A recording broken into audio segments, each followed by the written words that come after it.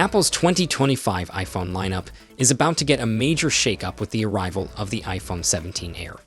While the leaked specs have been a bit of a mixed bag, like the somewhat underwhelming single-camera setup, there's one thing that's pretty clear. This phone's going to be ridiculously thin. In fact, it could be the thinnest iPhone Apple has ever made, and that's likely going to be its big selling point. Ming-Chi Kuo says the iPhone 17 Air will come in at just 5.5mm thick at its slimmest point.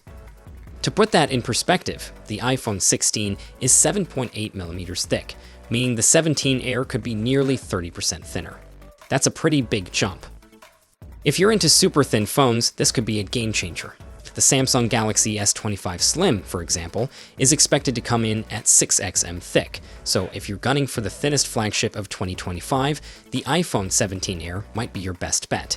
Though, of course, these dimensions are still up in the air.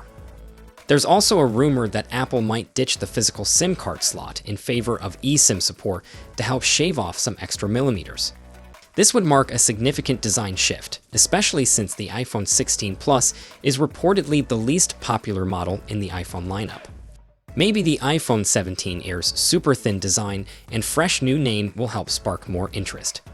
If it hits that 5.5mm target, the iPhone 17 Air would break the current record held by the iPhone 6, which measured 6.9mm when it launched in 2014. It's also rumored to feature a new, thinner display technology, which could be a key factor in making this ultra-thin design possible. Of course, we can also expect a nice performance bump across the board.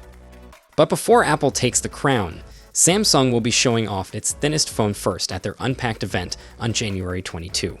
We're expecting the Galaxy S25 series to include the Galaxy S25 Slim, which could be a worthy competitor. So, what do you think about the iPhone 17 Air's potential to be the thinnest iPhone ever? Drop your thoughts in the comments below, and I'll catch you in the next one.